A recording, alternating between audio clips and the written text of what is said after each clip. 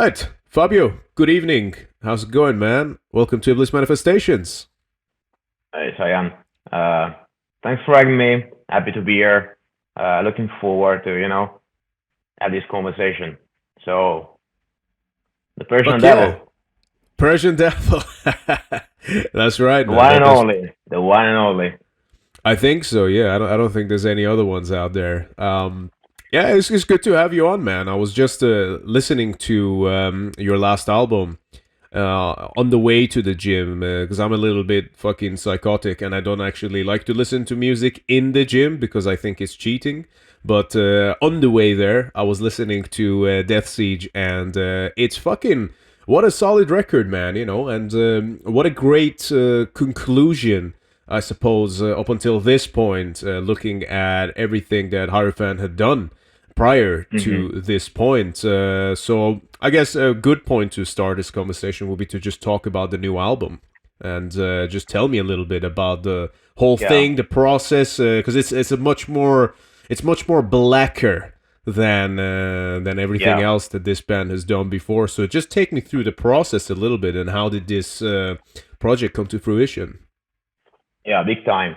Um, First thing first, I joined the band back in 2017, and pretty much right after Mass Grave, the previous record went out, and it was released also on Season of Mist.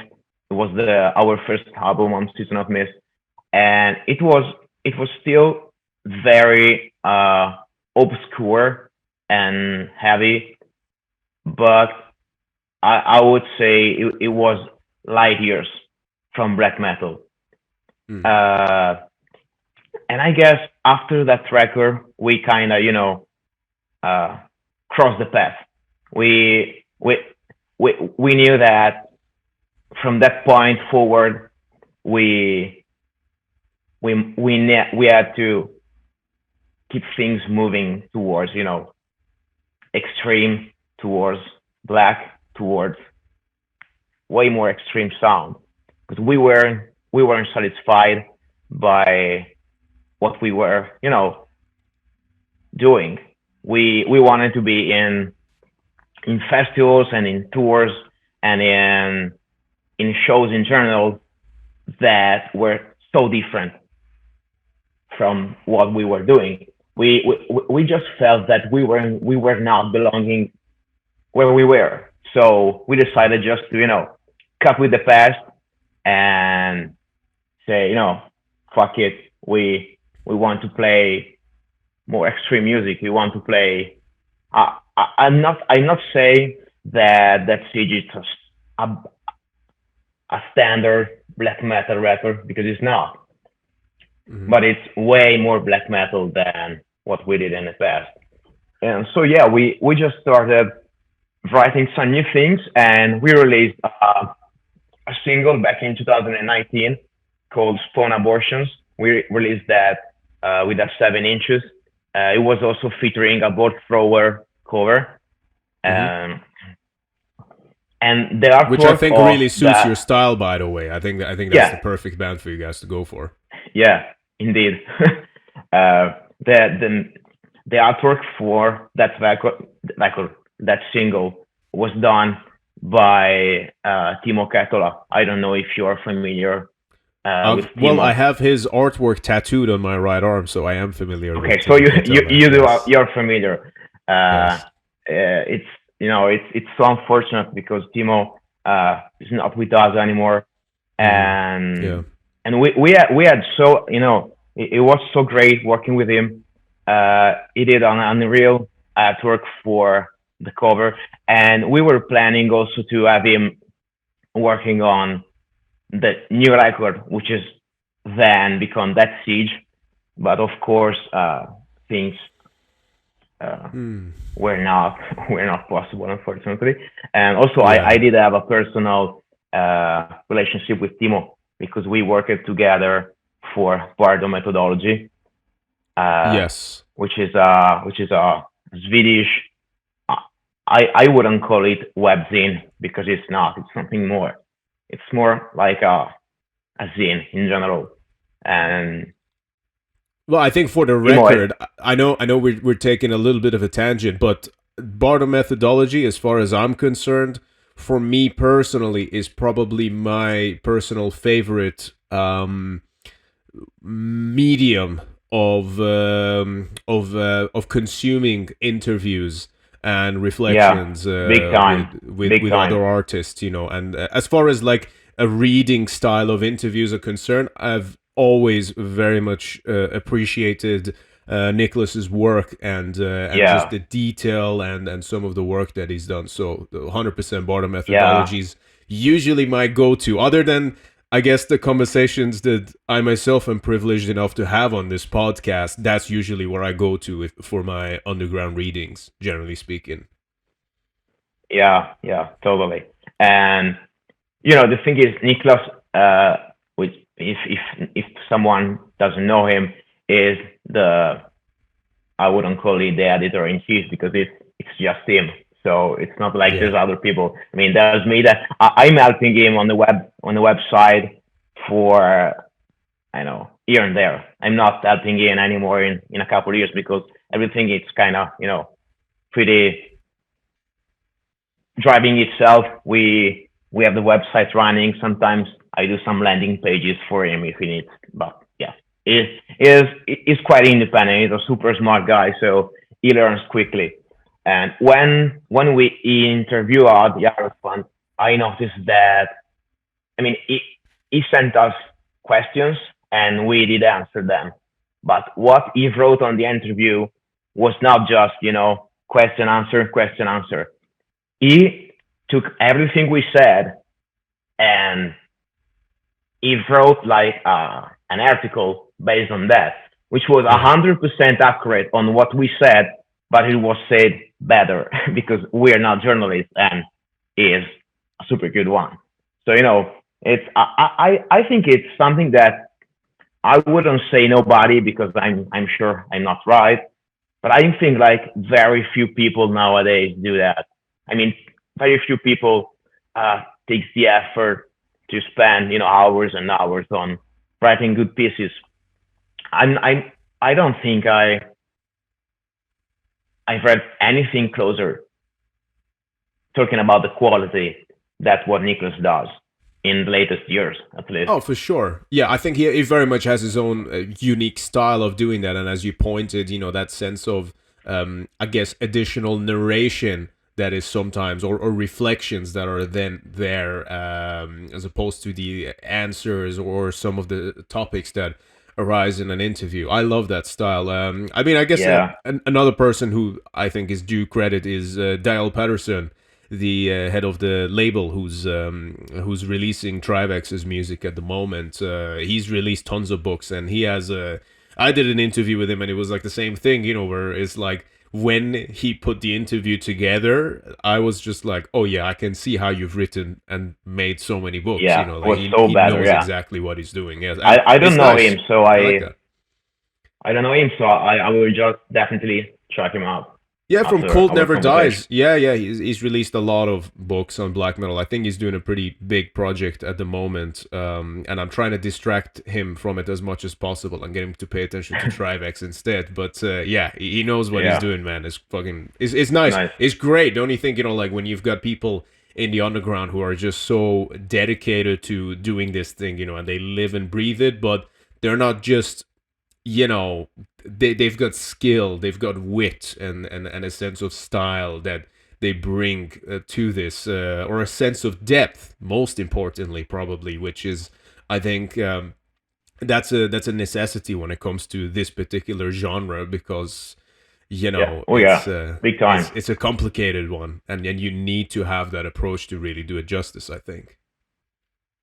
By the way, I just digress. We were talking about that siege, and yeah, it was around later 2019, early 2020, Hmm. and we were talking with each other with the label. Like, yeah, Musgrave was released in 2016. It's been 4 years. We must release a new record. I mean, it's time. We need to drop new things. So we kind of started writing things. Uh, it was a good mood. We were writing things, but then, you know, big things struck, and I don't know in the UK, but in Italy, it was devastating. Like Yes. for months, for years, we couldn't even get out our municipality. We couldn't go out. I mean, from our places, not go out from Italy, from my home. Yeah, I know back And in so, March 2020, Italy just yeah, became very dark in a short space of time, and it stayed that way man, it for was a while as insane. well. It was insane. Yeah. I mean, looking back, uh, I'm almost feeling like it was a nightmare. I mean, if I think about that now, I'm like, that couldn't that's not happened. I mean, it's so absurd and out of control. I mean, it was pure madness. We think that in 2020, for I would say for all the year, apart from a couple months during the summer, we couldn't leave the houses. We and also you yeah you I see anybody like friends, family, whatever, nobody. And in 2021, it was kind of the same until the summer. So we kind of found we don't live in the same city. We live like 100 kilometers apart. So we couldn't see each other. And our thing is, our way of writing music was always been like uh, go to the practice session, jam together, play something, and work on riffs together, work on songs together. But this was not just possible. Yeah, You, because you guys very much have a jamming live kind of a sound. It very much yeah, has that kind of band attitude and the kind of punk energy almost, if you yeah, will. we are 100. We have 100% punk and I would say rock and roll kind of sound. I mean, we have full Marshall full stack from the 80s, and we are fucking loud when we play live, and we are really adamant about our sound. It's I think that too many bands oversee that. I mean, at the end of the day, you play, so you make your music sound in front of people. So the sound is so important, and You so are many very people right. just oversee that. 100%. Like my personal perspective of this has changed so much, or I should say just improved over the years because when I was younger, maybe in my early 20s, I was fixated just on songwriting. Oh, this song has to mean something. It has to be this and that, and that's great. That's fantastic, And I hated when A part of bands it, have yeah, a. I fucking it pisses me off when bands have a good sound, good production, but then they don't have that soul yeah, or honesty behind the songwriting, and it's just fucking whatever, and that pisses me off. But you do need both, and the presentation. It's like, think of it like this: it's like being a chef. And you might be able to make the tastiest food ever, but if your presentation is off, yeah, it's just gonna be received like shit. And that's why, like in most of the top chain restaurants in the world, you're or independent ones, you're gonna be dependent on the presentation of the food. And I guess it's kind of like that with music as well. That the yeah. presentation, It's kind the of the same. sound, yeah, exactly. I mean, at the end of the day, it has to look good, but also taste good. Because if it's look good but it tastes like shit, nobody ain't gonna like it, Exactly. and That's what vice I'm saying. You versa. need both sides. Yeah. Yeah, and vice versa. So yeah, we're 100% adamant about having our something that when we play we bring with us the full back line, like full back line, two bass cabinets, 8 per 10, and four guitar cabinets, 4 per 10, and yeah, Every show. every show. Oh my god, you really made life Yeah, easy for yourselves, didn't you? no, it's a nightmare, but everybody that has seen us, they were like, yeah, I'm seeing, I see what you're saying. I mean, Mm. it gets to people, So I'm luckily. guessing that fly-in shows are kind of out of the option for you guys then, huh? No, we of course we played festivals, and we are gonna play festivals in this year, and I guess in the future. But when you play a festival, usually you can find some good backline. Sure. Uh, Yeah. I mean, if you play an open air, a couple of uh, bass cabinets and two full stock, it's kind of the bare minimum you can ask. So there's no problem there. I mean, of course, if someone has a super nice festival and calls you and the backline is what it is, I mean, you gotta work it out. But when we are at liner and we can choose what we want, uh, we just bring everything. I mean, most of the time, we just kind of recoup what we are asking, but we don't care because our main concern is, to bring the show at 100%. And if it sounds like shit, then I'm not happy. So if we're not happy, it's not working.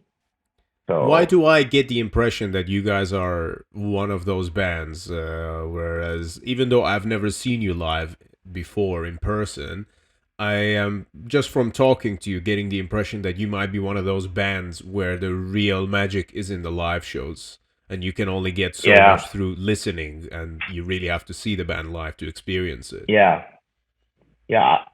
I'm gonna say that every person that I've seen us live would just come to us like, yeah, it's another thing. I mean, it's I don't know if you are familiar with the band Sanno, uh, Sanho, the project Attila from Mayhem also Oh yes, of did course I some. am. Yes, yeah, yeah, yeah, yeah. Yeah, they are super loud. Like Sure. they when they play, they have like, I don't know, like 20 cabinets on stage, something like that. It's That's insane, right. and Yeah, they they are got. I think they got a lot of orange cabs or something. Yeah. yeah Also, I they call him. are Yeah, we call him Son over here, but I okay. think Okay, that maybe the O is just they the always mute. I don't actual. know. We call them some, no, whatever. Sonno sounds I much mean, better in Italian, so we'll go with that. Fuck it. yeah, maybe it's that. But I mean, that is an extreme. But Yeah. I think that gives the idea of what is the difference between a record and a live show. For us, it's pretty much the same. I Mm, mean, the record is okay, is cool, but when you see it live, it's a total different thing. It's another thing right. entirely. I got you, Then man. yeah, Well, now I we need to see you we guys start. live then, huh? We hope to come to the UK, man. Thing is that since the Brexit, it was way harder. Well, maybe I'll see you So in Europe. Fuck. Yeah, I mean, these guys, yeah, they just make life difficult for everyone, really, and yeah, including yeah. By themselves. far, I mean, Yeah. actually, before that, I was used to go to London like every 3 months since Okay. 2010. I've been to London like 12 times, Sorry to maybe hear that. 20 times. I don't know, like endless. It's just countless. Yeah. And one of my favorite places in the world. But after that, it was so difficult. It was so difficult. So Yeah. then, 2020 hit. So I last time I was in London was 2019, and I kind of missed that. I gotta say. Yeah, yeah. London's. I mean, I'm joking. I'm kind of shitting on the place. I have a lot of very good memories, and it's awesome for me to have experienced that city the way that I have. Coming from where I come from. I mean, it's great. Like culturally, in heavy metal, there's a lot of very special things about that place. But I could never, ever imagine living there, and I can't imagine No, anything no, worse. me too. Yeah, No, no. I mean, I live in the countryside, man. Uh, sure. it's like, I mean, a place from my home. If it's like 10 minutes by car, for me, it's just too far. I wouldn't go there. It's too far. So when Right. you are in Okay. London, everything is, if you're lucky, it's 45 minutes in the with a, I don't know, with a bus or with a tube. I mean, it's everything is so time consuming that, yeah, you would just spend your whole day working, and then you go out and go to, I don't know, working out, and then the day is over. Yeah. And Yeah. That's exactly what it is. I mean, to be it's not honest. the lifestyle I'm looking for. I mean, it Yeah. might be nice for like a week here and there, but on a daily basis, I am 100% sure that it will just kill me. It's not what I'm looking for my life. Like, no. Sure, interesting. I mean, that thing that you just described there, I guess that's not actually too far away from how I am going about my experience at the moment. Because Yeah, I'm literally, sure. I wake up in the morning. I usually like to have like a cold shower or sometimes an ice bath, and then I go straight to work. I work, and then during work hours, sometimes I find a time to do some band stuff, some like admin stuff, or with the podcast. Afterwards, I go to Yeah. gym. Then I come back home, and then I'll record a podcast, and then I'll make sure everything is set for the next day, and then that's it. That's at least my midweek life is usually like that. So Yeah. yeah, Pretty but hectic. that's the thing as well. I'm one of them people. I perhaps you can relate to this to some extent, but there's no off switch up here, so this it just has to keep going. And if you don't keep going, Yeah. you'll just create problems instead. So it's better to keep going. Yeah, totally. You gotta keep yourself busy. Yeah. Yeah, absolutely. So just to like sort of bring things back a little bit and conclude on the new album, Death Siege. Yeah. Let's Yeah. I just mean, talk a little bit about the direction of that. Because obviously with the pandemic in consideration and uh huh. yourself joining the band, if you listen to that next to Mass Grave, there are differences, but you can still hear the sort of signature part of the sound Yeah. of the band, which I suppose that Lorenzo will have had going from the very Yeah. beginning. But there is that extra darkness, that sort of the blackness, which how much did you personally contribute to that, considering that you joined the band and then you Mhm. started playing the Gibson Wide Flying V, which we all know is a that's a nod to Dissection, if not early Metallica. So with you Well, bringing, actually both. Actually okay, both. yes, there we go, Yeah. there we go. With you Yeah. coming in and It's doing that, what's 100% the my two favorite bands, early yes, Metallica and Dissection. Yeah. me too, You got me me. too, Yeah, yes, you got me. right on, But yeah, I mean, in that stage, I wrote all the lyrics. 100% of the lyrics sure, are on me. So I guess I kind of contribute to the mood and mm, the look and feel of the whole thing. The riffing is 100% on Lorenzo. Of course, we were locked in our homes, so we were talking with nothing to do. I mean, I was working because I work from home.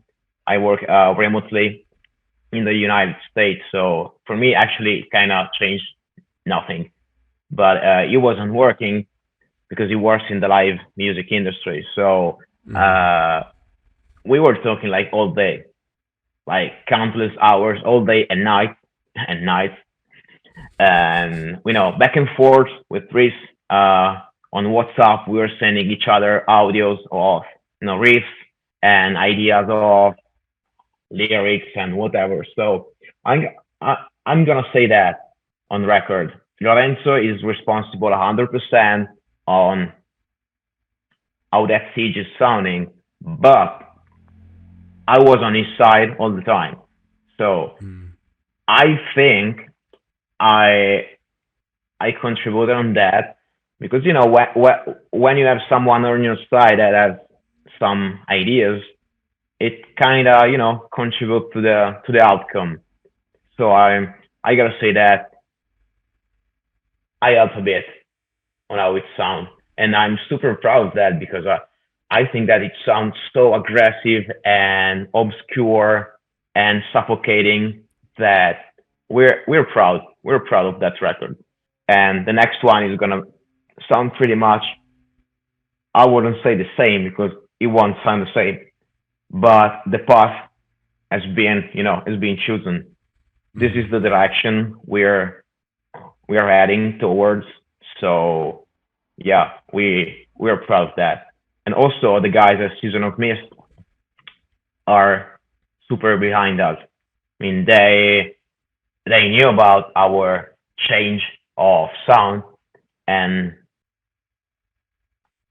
first time they listened to some rough demos, they were just floored. They were like, "Yeah, big time, go with that. We are 100% with you." So we're gonna continue on that.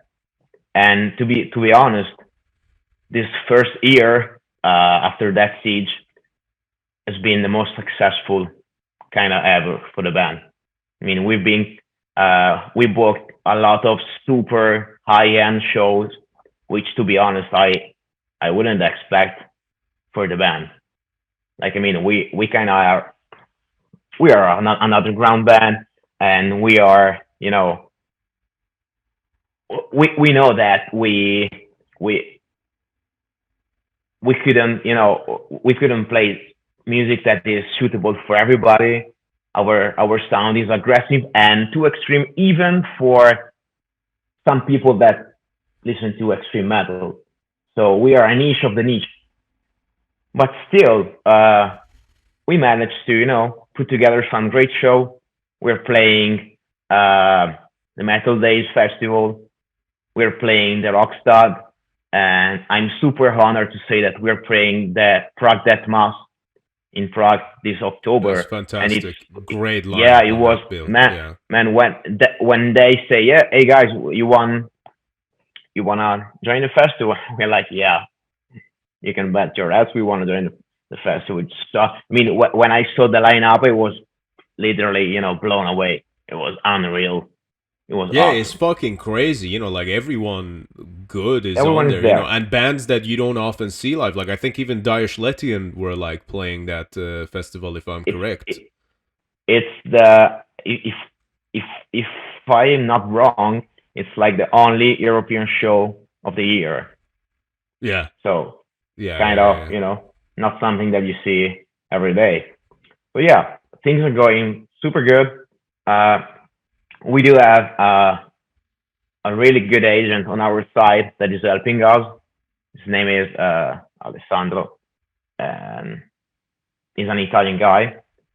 And things are really start rolling in the right direction. So I think that we just keep grinding in that side because it's working. And if time That's broke, awesome to you hear, don't fix man. it. Yeah, If no, time that's broke, you great. don't fix it. That's great to hear, man. I'm very happy to hear that for you guys, and I think that it makes sense too. I mean, just with the general direction of the last album and just everything that's sort of been accumulating up until this point. One very interesting note that you made earlier on as well was about how, due to the sort of the hardcore esque nature of the band, which I think to me, like the sound of your band is probably more similar to Nails than it is Dark Throne, I would probably say. But I think with the general spirit and the essence of it, I can completely understand your wishes to want to be associated with a different scene, which I suppose, based on the shows that you just mentioned, that you are now being associated with a different scene, because it's kind of like, I guess, a little bit like Dead Congregation, because they're like a full-on death metal band, but they're Hmm. predominantly associated with a black metal audience and a following, which I think is Yeah, very interesting. But I guess that's or I guess Grave Miasma would probably be another example of that as well. yeah, Friends of hundred ours. percent. Yeah, yeah, Yeah, which yeah, is very much like in that vein of, but because there's that richness and the darkness within it, the appreciation can be found um, within a different sort of scene, which I guess we're all sort of gravitating towards, which I guess in the case of yeah, Prague Deathmass, that's the scene, if there is one. You know what I yeah, mean? 100%. I mean, yeah, that festival in particular was kind of, and it happened like a couple months ago.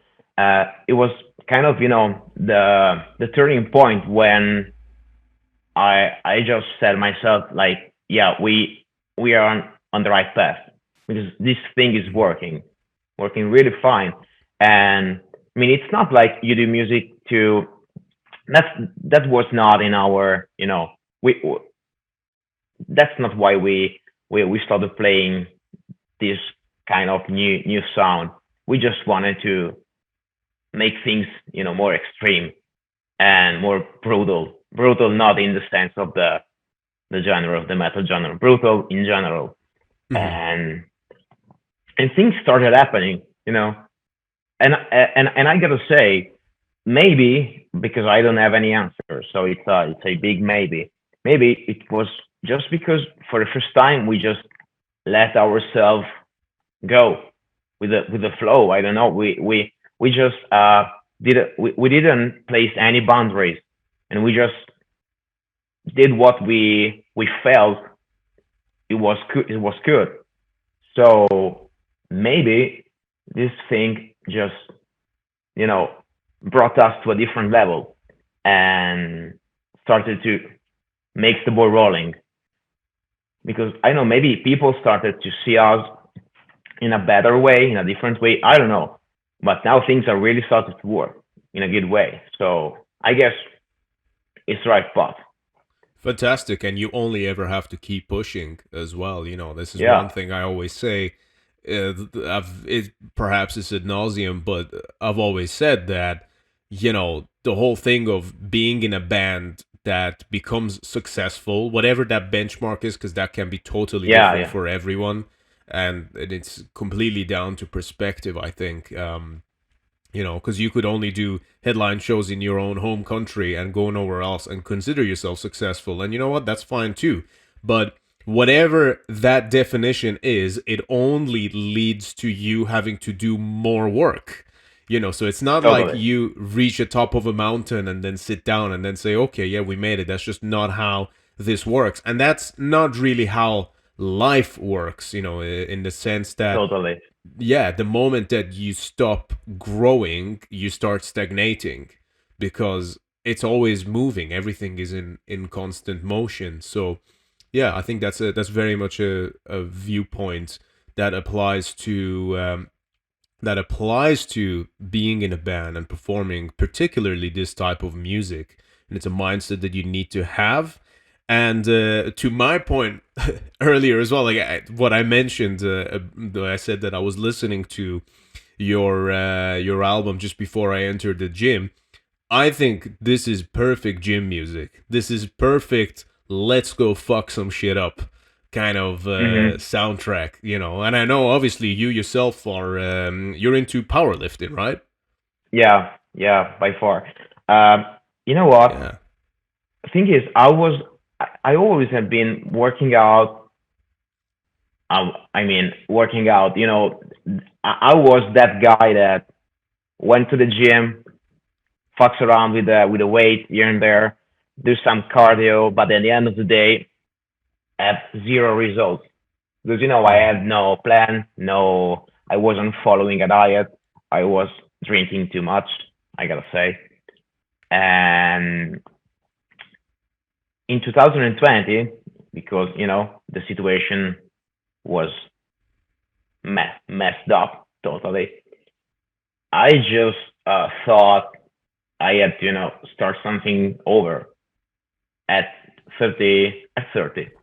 I was 30 years old, and I just bought some equipment, and I built a garage gym in my garage, and it was freezing because there's no heating, so during winter time it's very cold, and I started to mess around here and there, and then I don't know, I think that I just found out some guys doing uh, squats or deadlift on Instagram.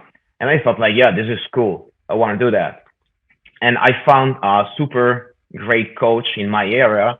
And, we kind of worked out a couple of times together and introduced me to what powerlifting is, which is, if someone doesn't know that, maybe nobody knows that actually. It's a sport consisting in uh, free lift. It's a squat, bench, and deadlift. And if you there are weight categories, of course, like all all the performance sports. And An if overhead you press as well, right? no, no, Oh, is that not included? Interesting. no, the overhead press actually was included in Olympic weightlifting. It was the third lift of Olympic weightlifting until mid 70s, I guess. It's been like 40, 50 years or something that they removed it. Yeah, now Olympic Interesting bit of weightlifting just history as there. Right on. Cool. yeah, Olympic weightlifting now that just as just snatch and clean and jerk, which Yeah. are crazy movements. I mean, I think that you can start doing that just if you are super young. I mean, at 30 years old, it would be madness for me just to start doing that. It's so crazy. Uh, Yeah, yeah. The Olympic lifting. I know this is a little bit of a tangent as to how you got started, but the Olympic lifting is it looks like a fucking nightmare. I mean, it's kind of annoying when you're in a gym and other people are doing it because they're always slamming the fucking weights, and it just makes you yeah, want to go slap them. But then you understand that's just how it's gonna be done, and and it looks very difficult. I've never tried it, but just from watching it and knowing what certain compounds just feel like and watching the weights move and stuff, it's like, oh yeah, and it's that looks unreal. pretty difficult. Yeah, yeah, yeah. I think that you need like an year of like a rookie year just doing the super basic just with a bar Yeah. just to kind of getting your feet wet on that. But it's insane. So I started doing that, and first time I did squat, bench, and deadlift. I squatted like in you told kilograms or pounds?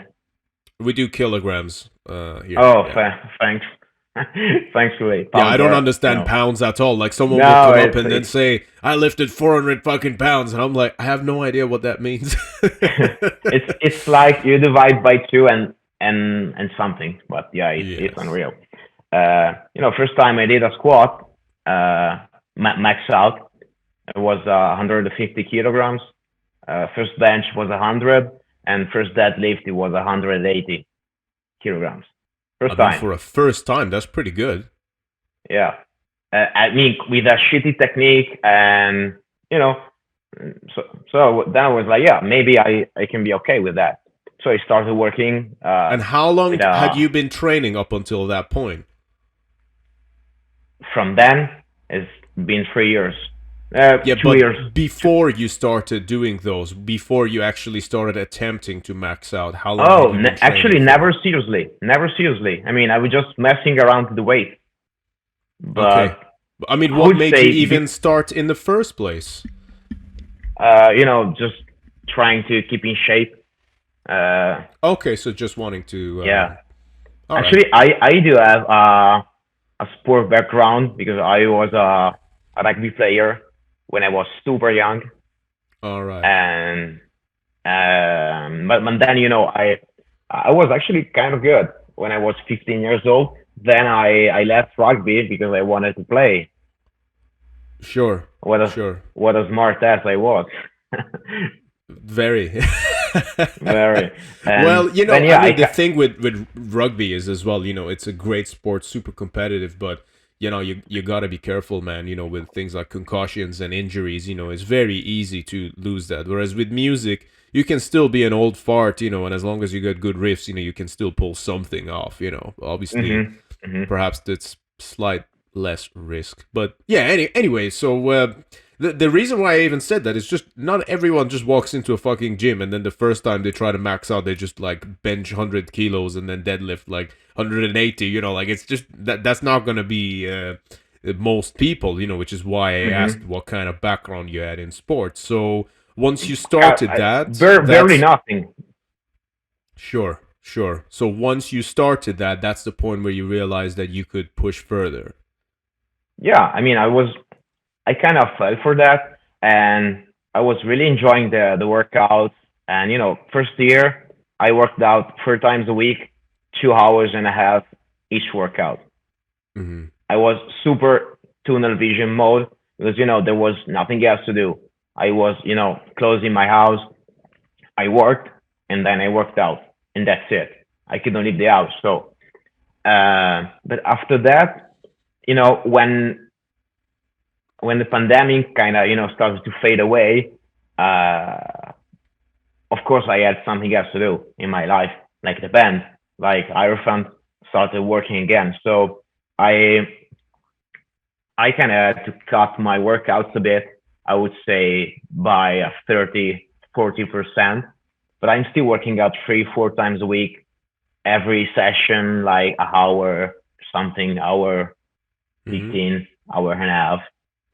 But yeah, I mean, as long as it's like everything else. As long as you are consistent and you show up every time you have to do that, Mm-hmm. progress will come. It's it's like everything else. If you do what you have to do, things happen. I mean, can happen small things, big things, but things will happen, and you can't be lazy. You can't be lazy on that. And I think that gym is a great uh, school for people because it teaches you that when you started, you you mean nothing. You're you sometimes you kind of feel humiliated because you see everybody else that is throwing big lifts, big weights, and you're like Mm-hmm. the weakest in the room. And being in the back seat sucks. Nobody likes Yeah. to be in the back seat, but you have to start from there and work your way out. And I guess that it's it's helpful. I mean, it's a great stress relief. It's something that teaches you to be patient, to show up, to be consistent with the training and with the diet, which is I would say that is 70, 80% of the whole thing. I mean, when I started powerlifting, I also started uh, redoing my diet from scratch.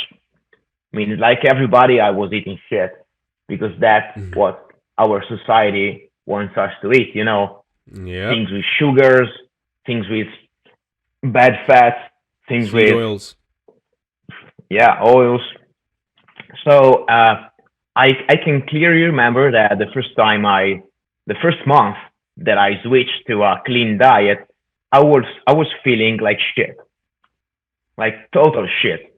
That's why my whole body needed to reset to a new standard because I was, I didn't eat much protein. I mostly ate, sugars, carbohydrates, bad carbohydrates, and bad fats. Yeah. So when I switched to the right diet, my body had to reset itself.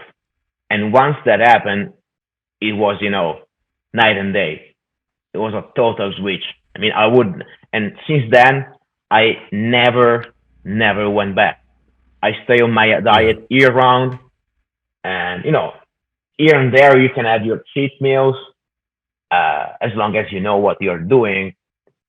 But it's Mm-hmm. been 2 years and counting, and some, you know, I every time I eat something now, I drop down the macronutrients, and I have in my mind I have to eat some macros during the day, and if I Yeah. don't eat that, I pissed because I Yeah, yeah, I failed. feel you. Yeah, yeah, because it feels like you're stagnating. Like you always have to, like for me, the bare minimum of a target every single day should just be the protein marker and just making sure that at least I'm hitting the grams.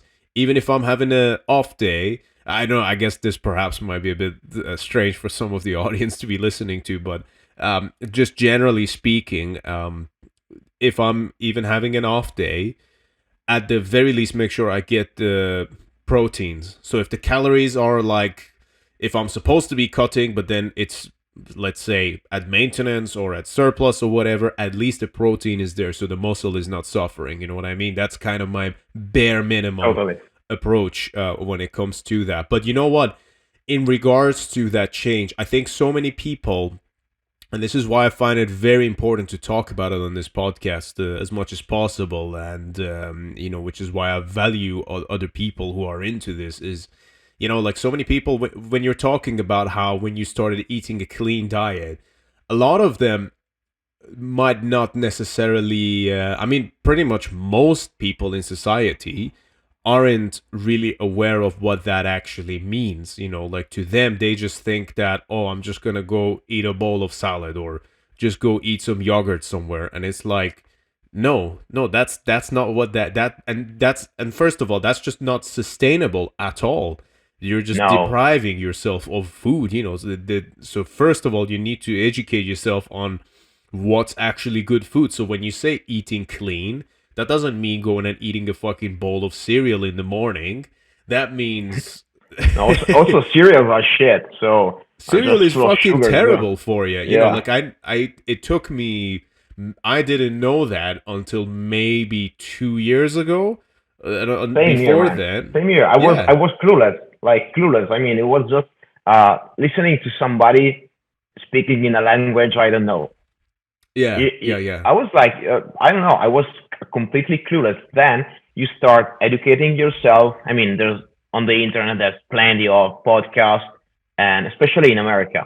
Hmm. Uh, I don't know, bodybuilding podcasts like, I don't know, Jay Cutler. I'm a huge fan of the Jay Cutler podcast. It's Same so here. Yeah, yeah. I educating enjoy on, listening to them. Yeah, yeah, yeah. or RX Muscle by Dave Palumbo Yeah. is on a daily basis. He educates people on, things that I don't care about, like all the preparation of bodybuilding, which is just not my thing. I mean, I don't do that, so I'm not interested in that. But on the nutrition side, it's so interesting and important because I mean, I learned a lot. Like, I mean, when it comes to nutrition, there's a lot of uh, stupid beliefs around. Like, I don't know, you hear some people saying, "No, you don't have to. You can eat any carbohydrate at night, at dinner. You can't because otherwise you go fat." Or I don't That's know. really stupid. Yeah, I've heard that before. Yeah, that's 100% Yeah. stupid. It's actually, I Or think it's, if anything, wouldn't it be better to eat carbohydrates at nighttime anyway? Like, if, not that it's going to make a difference on like you getting fat or not, but like for me, I prefer keeping mornings less carbs and having the evening more carbs just because I feel that it helps with sleep. But also in the morning when you're yeah, first getting up, trying to avoid a massive a spike of insulin and then yeah. getting insulin resistance is probably a lot better for your cognitive function and energy levels in the morning as well, especially if you're going to be having coffee and whatnot. So that's why like having a most people just have carbs for their breakfast and then they wonder why they feel like shit 2 3 hours later. It's bizarre. Yeah, yeah. I mean, if you eat a lot of sugars and you feel like shit, uh, it's not like you are wrong or you have to take medications or whatever. It's like you Yeah, are eating shit. You have yeah. to eat cleaner things.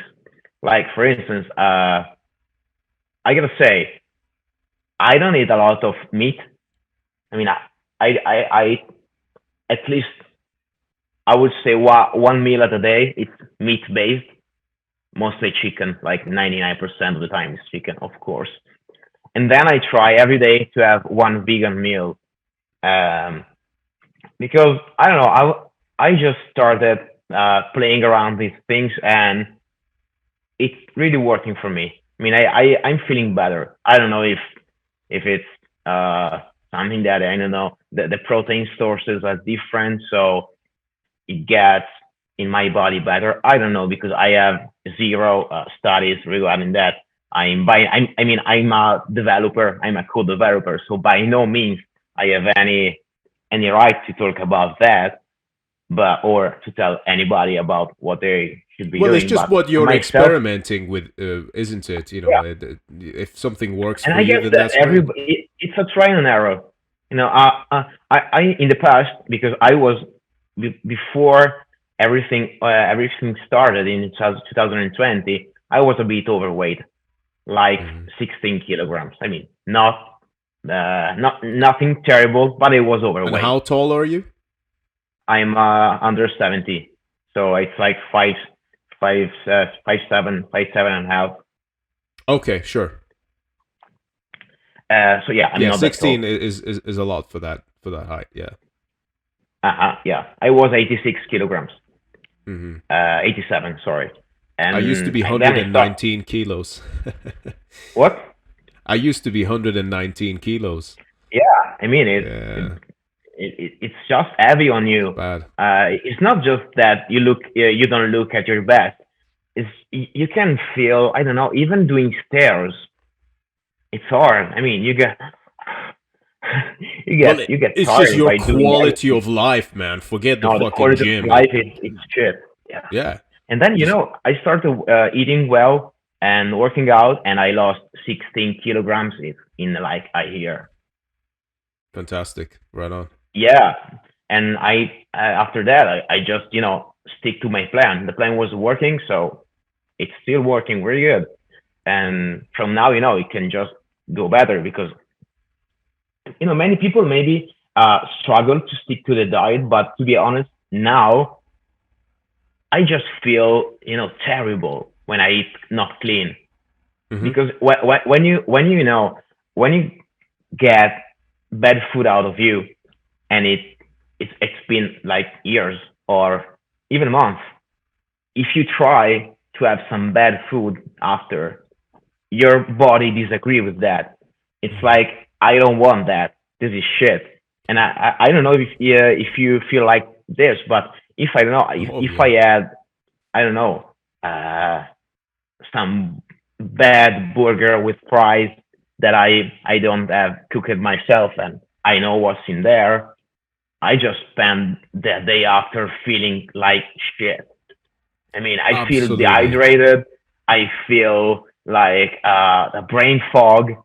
I mean, and after that, it's just like after a bad hangover when if sometimes you drink too much and the day after you're feeling like shit, and you ask yourself, why did I do that? Yeah, yeah. Does it is Listen, it really worth that? this is actually so relatable for me because I have exactly the same reaction. More than anything, for me, it's the seed oils. So if I have anything, like you said, if it's fries or if I have maybe like if I have a bit of food that I know is gonna have mayonnaise in it, mayonnaise is always gonna have some kind of bullshit fucking either rapeseed oil Yeah, it's or awful. sunflower or something in it that these are terrible for you. They're terrible for your gut, and exactly that feeling that you described, where you've kept your body clean from it for such a long time that once you re-expose it to these things, then you immediately realize that this is not right. Whereas before, let's say 5-6 years ago, you wouldn't have even known the difference because you don't even No. have that much of a grasp of your body and how certain things feel to you. Because I remember speaking to someone recently about this, telling them about certain reactions and things that you can have, and they said to me, she said, "Oh, I don't even notice my body. I don't really know how it feels normally. I just kind of go along with it." And I think that's most people. And I gotta say as well, the thing with like good food and bad food, a lot of coaches generally, for probably good reason, will say that's not the right way to think about things and to just look at it as calories in, calories out. Which I think when you're starting, that's actually a very helpful method. But I think down the line, it is important to really consider the quality of the food that you're eating. So as far as I'm concerned, the best quality food you can get is most likely animal based food that is grass fed or pasture raised. So, not the factory farmed crap where the animals are treated like garbage, injected with all kinds of shit, get fed all kinds of grains and soy and Yeah, bullshit, the bad thing is you know. that they are fed with corn, Exactly. and those Which, animals, and no animals actually have to be fed like that. And so yeah, as far as I mean, I read something about that. As far as I know, this kills the nutrients in there. So when you eat that's that, you're right. not really absorbing the all good that you can get from the food. So yeah, I That's mean, correct. Yeah. I think that it's worth it, to go out and eat out 2 or 3 times less, and then purchase some grocery of a better quality. Yeah, I pretty much I don't do takeaways anymore. Oh Sometimes no, obviously, no, when you're in a relationship, it's good to be able to go out to restaurants and just spend some time together and just have a time away yeah, and whatnot. It's nice. And sometimes I think, you kind of have to do that. It's good to just not be completely crazy, but deep down I fucking hate doing it. I don't like going to restaurants because I don't know what the fuck they're cooking it with. And there's always like they always say, "Oh, do you have any allergies?" Well, if I tell you, "Oh yeah, I don't like to have fucking seed oils. I don't want to have gluten bullshit," although I'm not massively sensitive to that, but still not great. And it's just like, it's just not implemented in society enough yeah, to no, um no. I to do mean, these things. if you just work in a restaurant, they're like, yeah, I want 150 grams of basmati rice and 200 grams of chicken and some I don't know, steamed vegetables. Like Yes. what? Yeah, yeah, yeah, yeah, yeah. One of my previous workplaces, exactly what you just said. I had a bit of a privileged position, so I would get free whatever I wanted to order from the restaurant Hmm. during my breaks, and and I always just ordered that. I just ordered chicken, rice, and vegetables. Sometimes salmon, rice, and vegetables, and they always looked at me like, "Are you okay? What do you want You some sick? do you want some sauce with this?" I'm like, "No, fucking leave it No. alone. Do not touch anything." So, like just And because, even with rice, you don't know. Maybe they cook that with butter or with some yeah, strange oil. So when maybe when you go to sushi, actually you think that you're eating clean because it's fish and rice. but But the you're thing is not. that no, you're not, because the Yeah, rice is cooked with sugar to make it sticky. yeah. And if you get sushi, this ruined my life because I fucking love sushi, but I love that too. Yeah, yeah, yeah, yeah, yeah. But like so good. like any of the goddamn fucking like the packaged ones. There's like a company in the UK called Yo-Yo, and then they do these like tubs and whatnot. And on the surface they look great, but then you read the ingredients, read the macros. It's only like, I don't know, 20 grams, 15 or 20 grams of protein in one full meal, which is not really worth the amount of calories and carbs that are in it. And they Hmm. all, for some fucking reason, they've all got seed oils in them, man. Like this seed oil thing has just fucking ruined everything that you can buy from supermarkets, and it really makes you think like, is this some kind of a conspiracy? Do they need to have this here for a reason? Um, and it just makes you think. But just to kind of throw in a question there as well for you personally, just for in case anyone is curious, when you're saying eating clean, exactly what is it that you're eating that you would consider clean? On a daily basis, I'd say that my diet is 99% consisting on white rice, potatoes, and vegetables, uh, chicken. Sometimes like beef, Mm-hmm. but having high quality beef is super expensive. I mean, at least in Italy. In Italy, we don't have a strong beef culture. We are more on the pork side, but I don't like pork, not at all. Mm. So yeah. Is it because it's not Also, halal? no, no, no. It's I'm just allowed. messing with you. Everything is allowed here. Yeah, everything is allowed. Right on. But I don't like it. Then actually I kind of felt for a vegan thing that maybe nobody likes, but I do like a lot. It's Satan. It's a cool name, but it's got And the what's E, that? not the What are A. the ingredients for that? Sorry. And what are the ingredients for that? Satan. I think that I mean Oh, I don't know Satan. what That's the the ingredient are. actual thing, Satan. isn't it? Yeah, yeah, yeah. I It's know, like I know what that grain. is. It's like the muscle of grain. I don't know what's in that, to be honest, but I really Mm, like that. It's kind of high protein. I don't disagree with the gluten, so I'm fine with that. yeah. Uh, I I I'm think Satan's I quite think highly processed, though. No. yeah, it is. It is. Yeah. But still, I mean, it's. I guess at a certain point you gotta find some balance. You Yeah. know, I mean, it having everything not processed, it's a nightmare. I mean, I don't think it's even possible nowadays.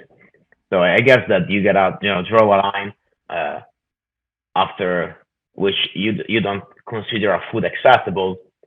But at the end of the day, I mean, as long as you eat the macro, I mean that's how I live my nutrition. As long as I eat macros, I keep the salt and the fat low. Mm-hmm. I'm Mm-hmm. good. I'm good. Yeah, yeah. And I gotta say, I'm feeling so better. I'm start actually. I have always been struggling to sleep in my whole life, like big time Okay. struggling to sleep. Mm. And in the last month, especially, I started to sleep like a baby. And I mean, And what I did don't you know if change that's led to this? it's the workouts and nutrition. It's the only thing that I changed actually. And I'm seeing so many benefits in my whole life. The productivity, I sleep better, I'm feeling better. I would say I look better. Not that, not that someone is interested in that, but No, but that's when you, that's a thing. That's a marker, like yeah, I mean it's of positive health. for your mental health, I guess. I mean, if you see yourself better, you're gonna feel better and be a better person with the person with the Sure. people you have around. So what is it though when you say diet and nutrition and workouts that you have changed? What specifically have you done? Have you tweaked that's now all of a sudden giving you the better results for sleep in the last month or so? I wouldn't know. I really wouldn't know. I guess that it's just some, the results of some good habits that slowly are impacting my whole life. Mm-hmm. Because at the end of the day, you gotta work on yourself. I mean, I found I'm so pissed when nowadays I hear, you know, people talking about that you are okay the way you are. You have to accept everything. Everybody is cool the way they are. No, it's that's bullshit. I mean, at the end of the day, you gotta work on yourself on a daily basis. But at the same time, I mean, being a neurotic about that is it's bad as well. I mean, you gotta find balance. I think that finding the balance is the key. But at the Yes. same time, you you gotta struggle to you know achieve better things, to be a better version of yourself. You can just settle for the low. I mean, it's I guess that it's so unfair against yourself just to settle, and you you you must work on that. And I'm seeing so many. I don't know if it's just laziness or or what, but I'm seeing so many people not doing anything and just complaining all day and not doing anything. I mean, it's just awful seeing that, seeing what society has become nowadays. I don't know if it's just me or I'm sure that you see the same thing. I do say the same thing, man. Yeah, 100%. That whole line of "you're fine just the way you are," I picked on that a bit on this episode I did on mental health called "The Will to Live." It was only a few episodes ago from here, and you know, to me, there seems to be this constant push for getting people to just settle for nothing, getting people to stagnate and not grow past beyond where they are, because, like, just as I said earlier, in life, you are either growing or you're stagnating. There's no in between, ever. And I think that, you can never achieve perfection, but you can always try. And having that benchmark there is a good thing. I do also believe that it's good to have that balance, like you said. And by balance, that means acknowledging the improvements that you have been able to make. Like one thing that I always find is a good thing to do is at the end of a day just try to think of all of the things that you have done, all of the conversations that you have had, and try and remind yourself that you have done something, and if you're not satisfied, then perhaps you can utilize the next day to do that. And some days, you're just gonna have an off day, and that's fine. And then some days you'll do a lot of things, but Yeah. but because you still have it stuck in your head, you don't appreciate how much you've done. I think for me personally, I've had a relatively balanced approach to that. It has its ups and downs, but like for example, when you go to the gym and everyone else is lifting heavier than you, and that sucks.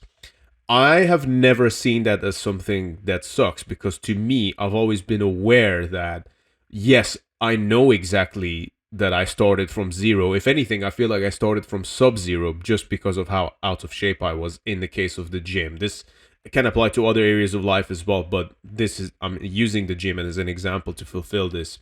Sure. And for me, when I would go in there and see that other people are doing amazing things, I wouldn't compare myself to them and feel intimidated or feel negative, but rather I would see what was possible as a form of encouragement that, maybe I could do that too if I worked hard enough. You know what I mean? And I feel Yeah, this sure. way about most things. I feel this way when I see other bands getting successful. I see this way when I see other podcasts being successful, or when I see people just being happy. When I see that, that doesn't make me feel bad. That just makes me, if I mean, I have had achievements of my own too, so it's not like I'm at rock bottom here, but when I see that, when I see someone doing better at something, I just think, "Oh, fuck yeah. Maybe if I tried, I could do that too for myself." So at the end of the day, I'm competing against myself, and I think that's probably the healthiest mindset you could have, because otherwise then you're just at war with the world, Yeah. which I have also felt that way in the past. But a much healthier way to do it for me is to just be in competition with myself, knowing where I was yesterday and where I'm at today, and knowing where I was a year ago and where I'm at now and where I'm trying to get to. And that to me is a lot more, it's it's just more, I find it so much easier to justify the difficulties that I'm going to unleash upon myself, to do it because I'm competing with myself, not with anyone else. I think that it's so helpful to, like you said, uh, I'm not finding very helpful seeing things day by day, but more like having a long-term vision of the whole thing. Like, Yeah. okay, today it's like that. 6 months ago, I was that. And if you ask yourself that, you might find that things are, improved quite a bit in a Yeah. tangible way. Or you might find that nothing happened and nothing changed, or even worse, that things got worse. And if you saw that, I mean, you need that to make some changes. Like as I said before, when I found myself like super overweight and drinking too much and just working and doing nothing else, I was like, yeah, this is not good. I mean, everybody can make mistakes, I guess, but at a certain point, you must face that, and you have to act to keep your life back on track. And it's a huge effort. I know that it's a huge effort, but at the end of the day, it pays off because you must do that. You owe that to yourself. You can just let yourself went to shit. It's it's just not right.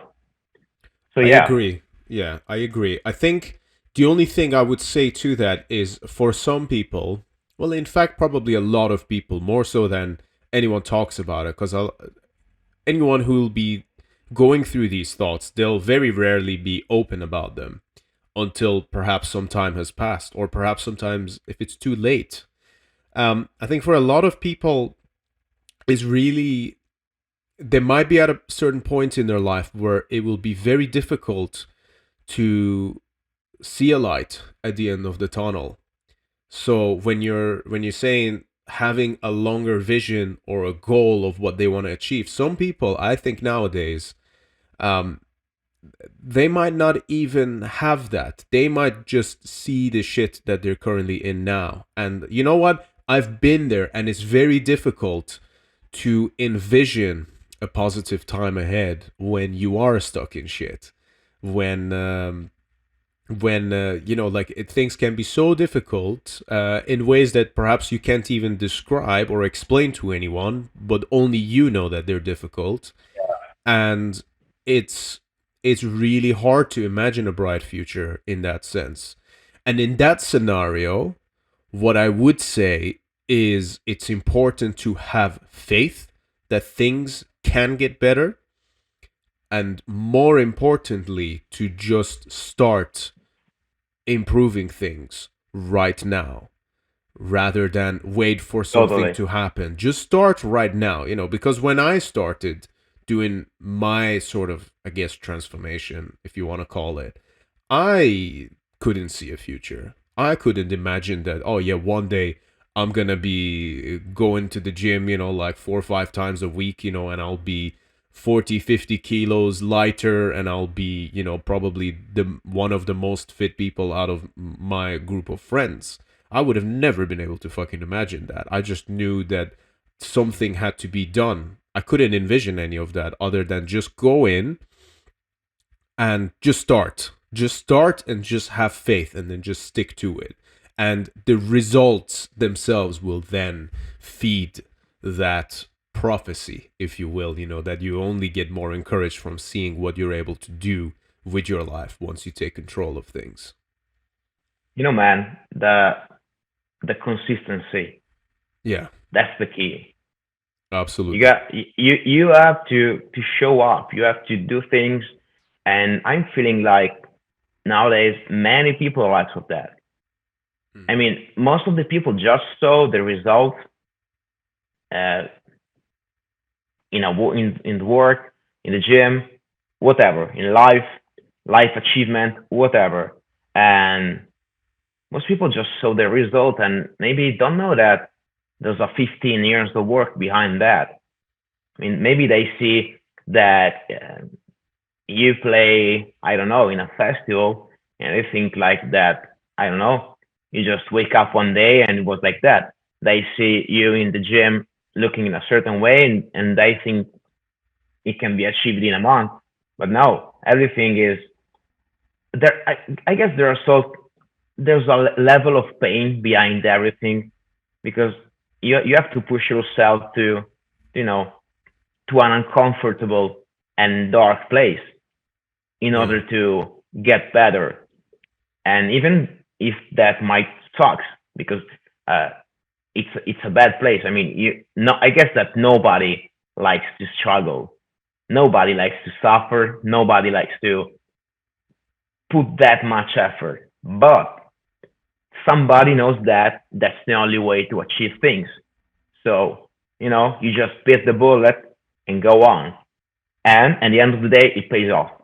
Hard work always pays off. I mean, if I think that I can talk on the working side because uh, I've been working with uh, international agency in the last 8 years, and of course, I started like as an S here in Italy that nobody cared about. I was underpaid. I was like the last of the last of the last, and every time I did level up, like a super tiny level up. Every time the previous people were telling me, well, where do you want to go? I mean, it's what you have here is enough. Uh, you you just want too many things, blah blah blah. But at the end of the day, you know where you belong, and if you know that you don't belong where you are, you gotta go forward and you gotta strive for that because at the end of the day, if you don't try that, you will regret the rest of your life. So I just kept grinding and grinding and grinding, and today I wouldn't say I'm okay because we're never okay, but I'm doing okay. I just I just say that. Fuck So yeah, man. I'm pretty That's cool. yeah. I'm so actually I'm really satisfied about what I did in the last 15 years. But maybe yeah, someone just look at me in the work side and they just think like, oh, he's lucky because he's doing this and that. No, there's no luck Mm, in the world, man. I gotta say that there's no luck. If okay. and Yeah. you said before that you looked at other bands, other podcasts just to see what they're doing and you cherish them if they are success. And I'm 100% behind you on that because I think that even if you don't like them, even if you hate what they're doing, if someone has success, there's a zero chance, zero, that happened overnight and that Yeah. happened you know, by chance. 0%. And behind that, there's hard work, there's countless sleepless nights, there's blood, there's sweat, and you gotta respect that. Because even if you don't like that, what they're doing, if they're famous, if they are, you know, uh, respected, it's because they're good in what they're doing. And you gotta respect that. And you gotta see what they did, even if you don't like what they are doing, as a blueprint for what you can do. Because of course, everybody has his own path. It's not like you can copy what other people do, but I guess you can learn from the best. You can learn from what someone has already succeed in what you in your field, what they did. You can think. I mean, you must not be envious of what they are or what they did. You must learn from what they did. Like, okay, they are in this position, but what they did to achieve that. Okay, they Yeah. did this and this and this. Okay, maybe we can start doing just one thing. I'm not saying you have to do everything. Just start doing one thing, and another day one thing, and another day one thing, and you can just stack things up and pile things up. And I guess that you will see that as years goes by, things start to happen because things start to happen if you have this mindset. For sure. And this is exactly why I insisted on competing against yourself and no one else. But at the same time, like you said, you can learn a lot from other people. I think I heard Mike Tyson quote this saying recently, where he says that everyone in this world is our teacher.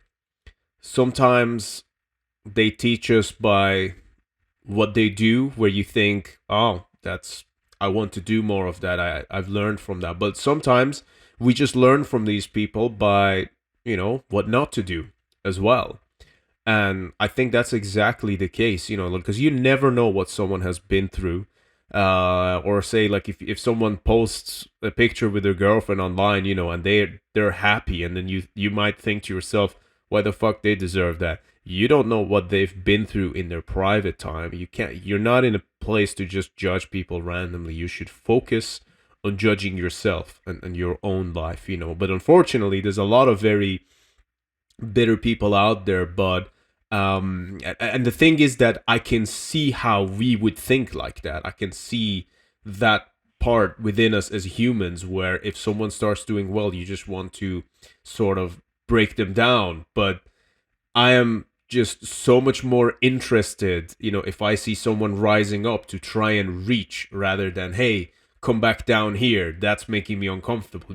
I like growth. I like Yeah. seeing my friends get successful. I just like getting inspired by that, and it's not just about success at the end of the day anyway. I actually think I am more focused on just doing better. If success is going to be a part of that, which usually the two do Yes. coincide, um, Yeah.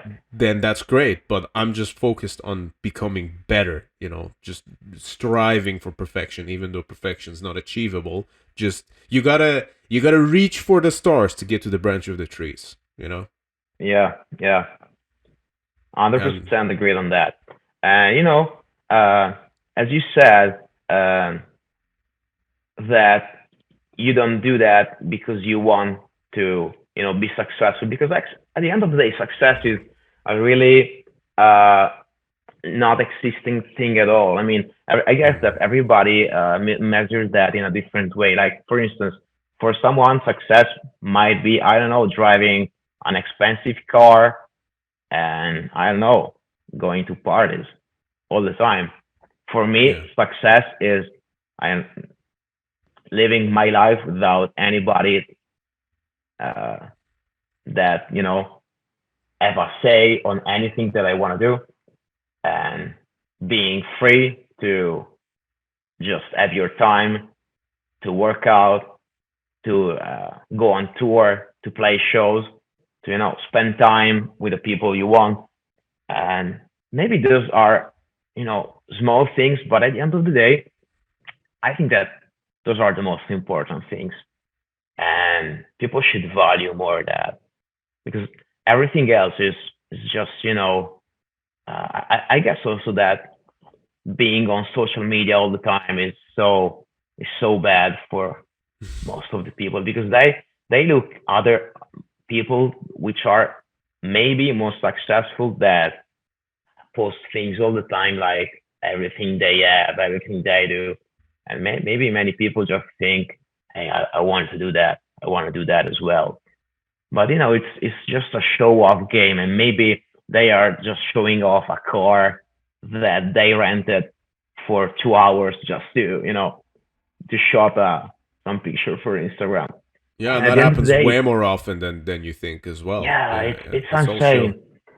And at the end of the day, I just think that if you can live your life the way you want, without anybody that bosses you around, I mean, isn't that success? I think yes. I think it is. I think freedom, And sovereignty, and liberation are the greatest success one could achieve as yeah, a human being. 100%. I mean, if you can't afford, I don't know, a private jet, who the fuck cares? I hate flying, so so I don't care. Yeah, and plus you can't take your full backline on private jets, right? No, no, you can't. You can't. That's it. No, I very much appreciate that, man. And I think that's a great mindset to have. And I think this is something that you know, it's a good sort of it's a good benchmark to have, I think, for a lot of people, and it's highly valuable. Just having that mindset. Just I mean, I get what you're saying about social media because it can be so fucking toxic. And one of the saddest Yeah, things about that is, especially like someone could be going to their minimum wage job, having a shitty day, and then they come home and then they scroll online and then they see someone earning like what they earn in a year in like a minute, and then just feeling totally worthless and like a piece of shit about themselves. I hate that. I think that's really bad, totally. and that's a very toxic thing. Like you should, whatever it is that you have, even if it's very little, like you should be grateful for it. And Totally. because it's yours at the end of the day, you're in your body. You've got ownership of that. That's your freedom right there. You shouldn't just let go of the value of that if you see someone else having something else, because at the end of the day, it's all a fucking illusion. This world is a fucking Yeah. illusion. We're in a fucking simulation, and this whole thing is just completely made up. We're playing like just money alone. It's just a made up value that we've just come up to in our heads. And the whole fucking world depends on that thing, which at its core is an illusion. What the fuck are we doing then? And it's like, I like money. Money's fucking great. You can it's money's like an egregore to me. Like you give it value. You give it life by believing in it. It's Mhm. kind of like God in a sense. Mhm. And it's like, that's great, awesome. Let's play the game. We're here. All right, let's go along with the simulation. Let's play the fucking game. But let's not forget that it is an illusion after all. Yeah, I guess at the end of the day, you gotta remember that life is not about that. Uh, you Yeah. gotta have your own interest, and you gotta live on that. Because money is important, because you can't live without that. Um, but yeah, I have a really low consideration about money, to be honest. I mean, uh, to me, it's just something that It's it's mandatory, to live. But it's not like I strive for, making more money. I could care less. I could care less at all. Uh, I Yeah. really don't measure success by people that have shit tons money. But because at the end of the day, maybe they don't. Maybe they're just showing off, but they don't Yeah. have anything. Yeah, So yeah, yeah, exactly. Yeah. I think money itself is good in the sense that the way I look at it is, because I also know a lot of people, like, yes, it is an illusion, but there are also a lot of people who will say things like, the people will like steal from supermarkets because they feel like they're owed that, or like they'll steal things from other people because they feel like they're somehow owed this because the system is so corrupt. And I gotta say, yeah, the system might be corrupt, but I fucking hate that way of thinking. I hate people who just want to take things from their surroundings because somehow they feel entitled, because at the end of the day, this system is, in all its flaws, offering you things that will keep you alive and functioning. yeah. Yes, I mean, as you yes, said before, it's a game. You gotta play the game yeah, at your best. it's a fucking game. That's right. Life is a fucking game, and it becomes a lot more fun once you learn how to play that game, and then Yeah. it becomes even more fun when you get better at it and you start to enjoy playing it, just as long as you don't forget that it is a game after all. Mhm. Mhm. In fact, since it's a game, you gotta, find peace and find what you really keeps you motivated on a daily basis somewhere else. I don't think that you can keep your motivation up like striving for making more money, buying more things. I don't know. I think like this is an empty way of living, and so many people live in an empty way, and it's sad at the end of the day. But I mean, as long as you're not doing that, uh, you can feel sorry for the entire world, I guess. But yeah, my very personal thought on that is, in a certain way, you gotta do enough to maintain your lifestyle, but you I mean, you don't have to be greedy and to just work all the time and sacrificing everything else. I mean, in my case, I gotta say, and here I quote Jay Cutler, and what keeps me motivated is the fear of being broke on a daily basis. And I gotta say that it's 100% true in my case, because either way, if you might be successful in something, but something can go wrong all the time. Maybe tomorrow you wake up and something that you take for granted does not exist anymore. Yeah. And I work with computers and we have the web. So, things are hectic. And maybe tomorrow AI is taking things up. I don't know. Maybe Yeah. tomorrow an AI is taking my job. I don't I- know. So, I've been in paying a a way, lot of you gotta keep, attention to that, man. It's a very, yeah. very interesting situation. And I gotta say, I think that if I wasn't struggling and getting better and being a better developer in the last 15 years, if I would just kept to the minimum, my job would have been already taken by AI. Nowadays, I'm talking now. Yeah. Fucking hell. So Yeah. I guess that in a certain way, you gotta strive for the best, because if you became a really good at something, you can't be replaced by a machine or by anything else. You're unique. But at the same time, if you are one of the many, you are you are replaced. So I guess that's the thing that keeps me motivated. The fear of being broke, one, and the fear of being, replaced. Uh, so that keeps me motivated, becoming a better self for yourself. So if you become a better version, you can be replaced because you are a better version. And day by day, you always become better. And I guess it's important. I think that it's mandatory to live a successful life.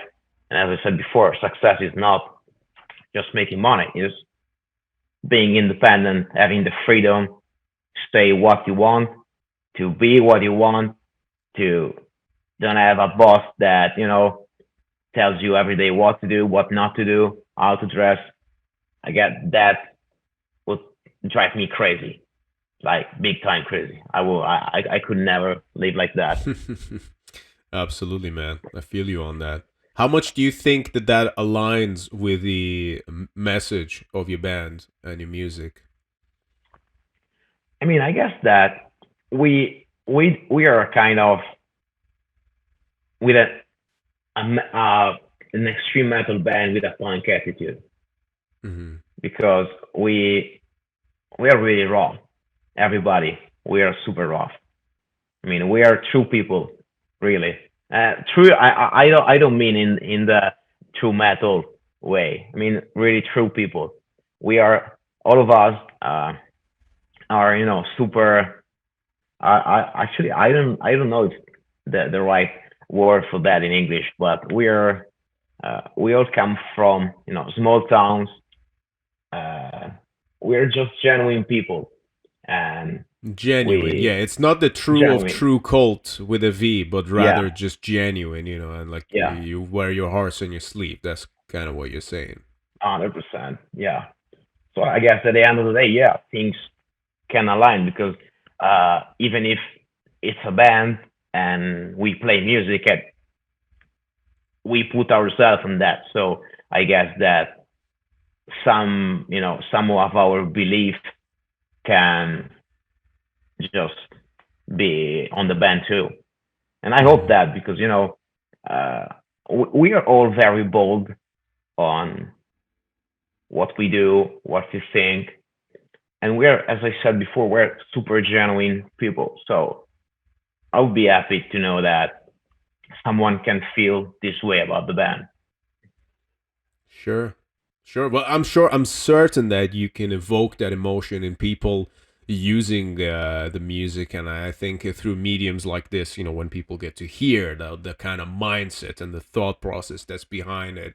And, there's something, I gotta say, I was thinking about this earlier today. Something about Italian people in general that's just extra special, I think, when it comes to especially like expressions of art and things like that, like you said, very much like hard on the sleeve, and I like that a lot. Like it's just something about Italians that I've personally always very much like related to. Like we're not exactly the same thing, but there's something that's very similar there, and I've had that ever since like I was a teenager and first like connected with some people who then actually became my friends. But yeah, I think it's a special thing you guys got going on, and it's fantastic to see how the direction of things and the attention that you're getting at the moment. And I guess to sort of round things up here as well, what can people keep an eye out for with what you've got happening with Hierophant? We next show is in Austria. We're playing a festival. It's kind of a black metal festival. It's super nice because it's organized in an old castle. It's Oh, in a cool. super yeah. It looks like some medieval castle called Berg Pilberstein. I don't know what that means. Berg. I guess that it's the castle. And we're playing with Caronte, another Italian band. I'm familiar Super with good. Caronte. Yeah, yeah. Yeah, My friend super Bjorn did nice some band. vocals for them. Yeah. That's right. Okay, yeah, they're super nice band. And there's a bunch of black metal bands as well in the festival. Then we got the Inflamen festival in Germany, and then we Yes. got Metal Days, the Rockstad, which are the bigger. I guess that's the biggest festival we ever played in our career. Super huge. Then we got the Frantic Festival in Italy. Um, a smaller festival, but super nice. It's right on the seaside. It's in the south of Italy. It's super nice. And then we got the Partisan Winter Edition in September.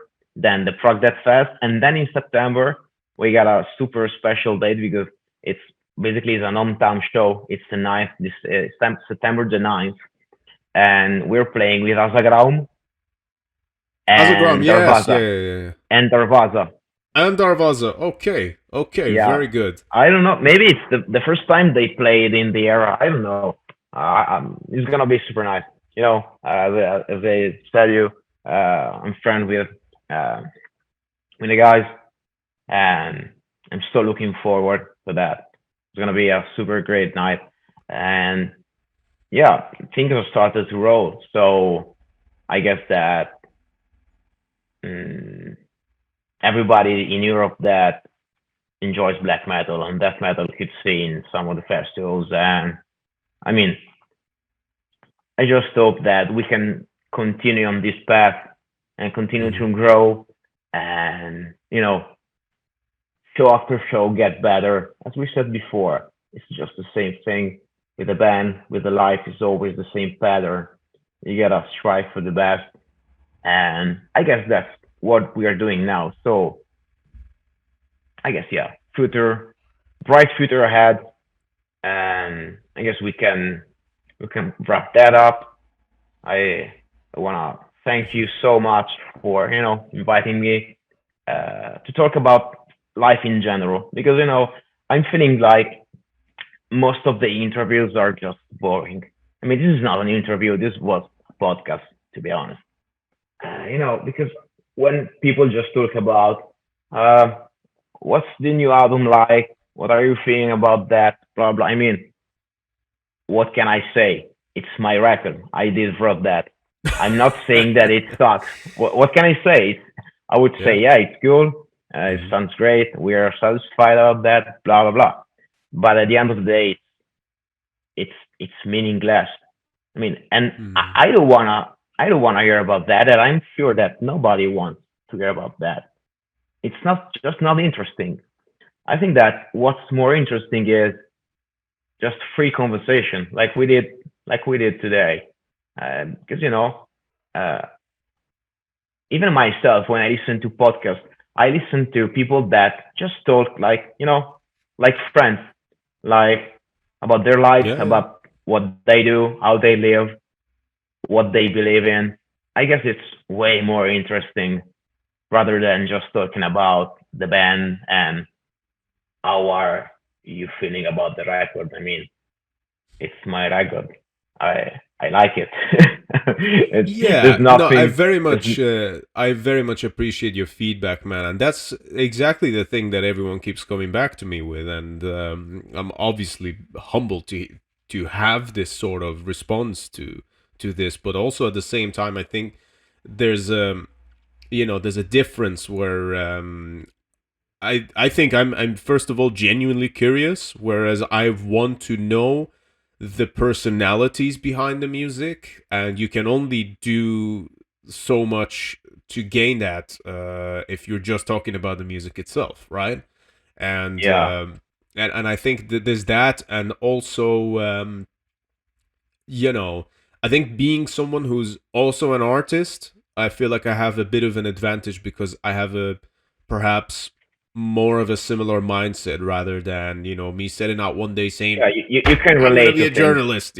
It's not that. I'm Yeah, not a fucking journalist at all. I'll yeah. admit that. But, But you I'm can relate naturally to things. curious.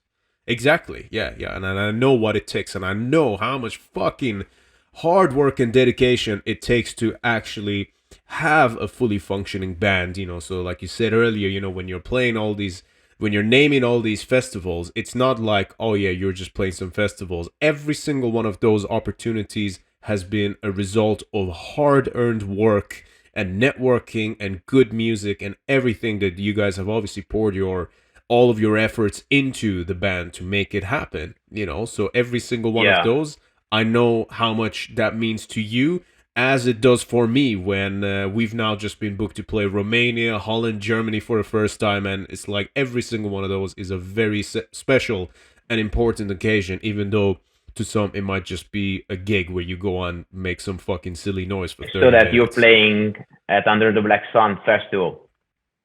Not Under the Black Sun. We're playing Hole in the Sun, which is also in Germany. But Oh, yes, I mean Under the Black Sun's got a great lineup as well. A friend of ours are actually playing that one. But yeah, we're playing Hole in the Sun on June 17th okay. with I just read Atlas it and wrong. My bad. well, it's that there's a lot of suns involved, and they're both in Germany, so I guess I get it. Yeah, yeah. Yeah, no, but it's awesome, man. Thank you so much for jumping on the podcast, and like I said, just keep pushing, keep doing what you guys are doing, Yeah. and yeah, I look forward to the next record as well. I enjoyed this one. I'm sure the next one will be very interesting too, and perhaps at some point down the line, we might even share the stage together. Who knows? Would be super nice in London or in the Let's UK in general. Was let's super fucking good. do it, man. Bring it on, and Yeah. then we'll come over to Italy and repay the favor. How does that sound? I don't know if you want to do that. I mean, show. I gotta say, shows in Italy after the pandemic are starting to go way better. But before that, it was madness. I mean, it was bad. It was bad. It's really weird. I would say exactly the same about here. I mean, there's a lot of like Really, festivals that's and strange. shit. Oh yeah, yeah. I think it's been like that everywhere because people finally understood and appreciated the value of what the fuck we were all doing in the first place. That. For me and Solly, like where we were stuck in Iran and Syria, where we couldn't play these shows to begin with. When that happened, we were like, oh yeah, we're familiar with this. This is, so every show that we played until this moment, we just gave it 110 fucking percent. So for us, it didn't really feel like we were missing out anymore. But when they came back, we just carried on as we were. But everyone else, I feel, in that period kind of realized what it's like not to have that. So it's kind of Hmm. like people can maybe relate to us a bit more now. But anyway, that's a whole topic of its own, man. Yeah, I yeah, think we best wrap this one up here. But yeah, man, Fabio, yeah. once again, thank you so much for coming on here. Thanks, Ion. And yeah, my pleasure. And to everyone else listening as well, thank you all for joining us. Thanks, guys.